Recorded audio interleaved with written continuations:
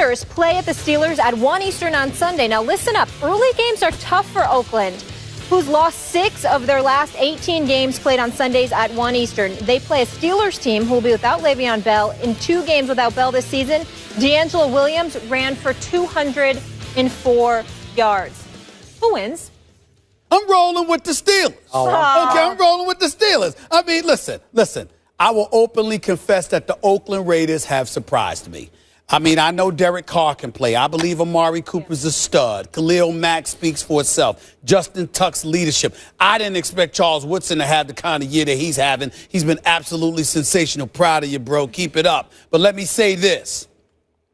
As depressed as I am at another injury to Le'Veon Bell, incurred and initiated by the Cincinnati Bengals, okay? D'Angelo Williams is not too shabby. Oh, he's good. This is a starting running back in almost any other system. With the Steelers, he's a backup. He's averaging the same amount of yards per carry as Le'Veon Bell was at 4.9. I'm thinking about Ben Roethlisberger. Got a week, an extra week after working off the rust last week in the loss to the Cincinnati Bengals. Okay? So I expect things to be a little bit different this year. Is Oakland a good team? Yes. I don't think they're better than the Cincinnati Bengals. So we take that into account. Then you still got Antonio Brown. You still got Marcus Sweet. You still have Martavis Bryant. You still have Heath Miller. You still have all of these requisite weapons. And dare I say, the Steelers' defense deserves a little bit of love compared to what they've usually been. It's a 6th-ranked defense in the NFL. Okay. It's a 6th-ranked defense in the NFL. 8 against the run, of course, even though they're 26th against the pass. I'm not happy about that. That worries me, especially when you take into account Amari Cooper. But nevertheless, and I look at Murray for Oakland, very impressive. I got all of that. But they're in Pittsburgh.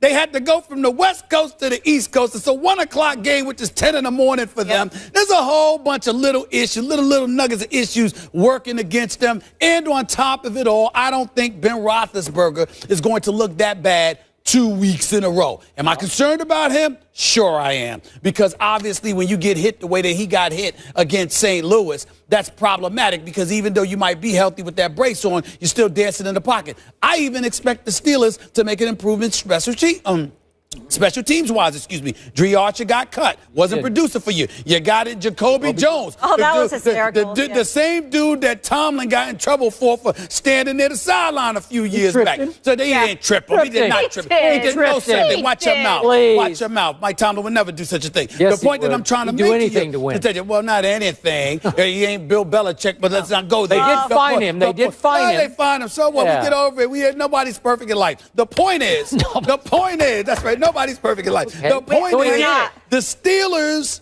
have a lot going for them in this game. Had it been in Oakland, I would have been considerably more worried. I know that Oakland is much improved. I respect them. And not only that, they're on a come up to the point where you're the Steelers. You're clearly not going to win the AFC North. These games are pivotal because I believe the wild card spots in the AFC are being fought between Oakland, Pittsburgh, and the New York Jets, with Miami and Buffalo still in the mix. Steelers have to win this game. This is a very important game. I think they close the deal. They get it done. Steelers, 31. Oakland, 24. And you grew up a fan of the Steelers. Pittsburgh Steelers. Yes. Thank you very much. Yes. So, I bring that up when you talk about the Cowboys. Do I bring that up all the time? You're welcome to. I love the Dallas Cowboys, and I have since I was like 8 years old, whenever they started, 1960. You actually root for things to happen just to facilitate your team. That's true. I do. I admit it. Now, speaking of picking with heart overhead, I am also going to pick with my heart on this game because I have slowly fallen in love with the Oakland Raiders. I love their rebirth because I covered the last Raiders team when I was out in the Bay Area. They got to the Super Bowl and then got humiliated, obviously, by John Gruden's team. Bad. But at least when the dude went to Mexico, right? The dude went to the night before the dude went to Mexico. The night before the Super Bowl. Unfortunately, I was in San Diego and he went down the. Okay. So we weren't good. Yes. But, yes. Okay. So I'm picking with my heart here, but I do think the Raiders at 4-3 have a real shot at beating your Steelers. I agree. With Ben still a little tentative on his knee. He's still not sure of himself. And listen, this Khalil Mack can bring the thunder off the edge. He will cause some problems. He's special. for Mr. Roethlisberger. Okay, so remember when I picked the Raiders to beat Denver in the black hole? And I was way out on the limb with that one. Remember what happened? The Raiders are driving for the winning football. 6:53 left in the game. It's 3rd and 5 at the Denver 31. They're almost in range. They're almost in range for Sebastian Janikowski to win the game. And young Derek Carr throws a pick six to Chris Harris. He takes it 74 yards the other way. And that's how they lost that game. A narrow loss to a really good Denver team. And the other tough loss was against my guy Jay Cutler in Chicago, in which Derek Carr made the play to win the game with 2 minutes left. And then Jay Cutler goes boom, boom, boom down the field, and a last-second buzzer-beating field goal wins the game. So those are the two tough losses they've had.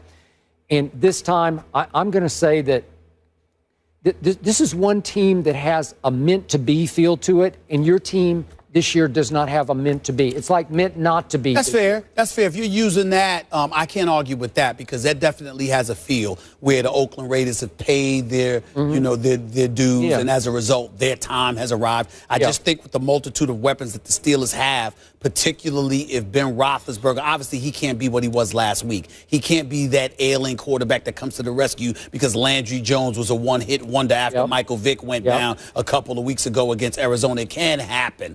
Okay, so Ben Roethlisberger has to be healthy, and I know that there are some things that have to work in the Steelers' way. But at the same time, I just think that the game being in Pittsburgh goes a long way. There's a lot of damage we've seen from the Oakland Raiders, even though, in fairness to them, they lost to 2 undefeated teams, and they lost on a late rally to Jay Cutler and the Chicago Bears. But there's no denying that the Raiders look impressive. Amari Cooper is special. He's already got nearly 600 receiving yards, and it's just 7 games into the season. I want to take a moment to give some love to Jack Del Rio, the former defensive coordinator in Denver, who's now the head coach for the Oakland Raiders. I think he's doing a good job. And I got to tell you something as well. I'm going to give your, the offensive line coach, Mike Tice, so a little bit of love here. They're protecting. Derek Carr's only been sacked 8 times. You got a running game. This is a guy that's gone largely unnoticed. Obviously, the line of scrimmage is where all the damage gets done. So I see what Oakland's doing, and they deserve a lot of credit. But I think the multitude of weapons the Steelers have at their disposal, combined with being in Pittsburgh, goes a long way. Am I worried? Sure I am. Derek Carr's only thrown 3 interceptions on the season. Got 15 touchdowns. He's completing 65% of his passes. This brother can play. Really He's also thrown touchdown passes to 8 different receivers. That's right. And one of those is the Todd Gurley of rookie receivers, Amari Cooper, right? Yes. Okay, so I got that going for me. Yeah, you do. Here's why I'm scared. And the Steelers don't have the greatest secondary either. Okay. Speaking of secondaries, yes. Even though my Raiders have held opponents under 100 yards rushing for 5 straight games, the reason they've done that is because their pass defense ranks 31st. That's right. So Ben should have a pretty good day, But I'm still going to go Raiders 27-23. Steelers will have to pass, and that's the interesting part. If Le'Veon Bell were healthy, they might be running the football more against the number 2 rushing attack defensively in the NFL in Oakland. Whereas with Le'Veon out, you're not going to rely on D'Angelo as much. And as a result, you're going to throw the football more. Another great one. Yeah. So we've got a good slate this weekend. Pittsburgh's favored by 4.5. In this one, will Leonard Fournette stiff-arm the competition this weekend and lock up the Heisman race against Bama? We'll get into that on the other side. This is First Take.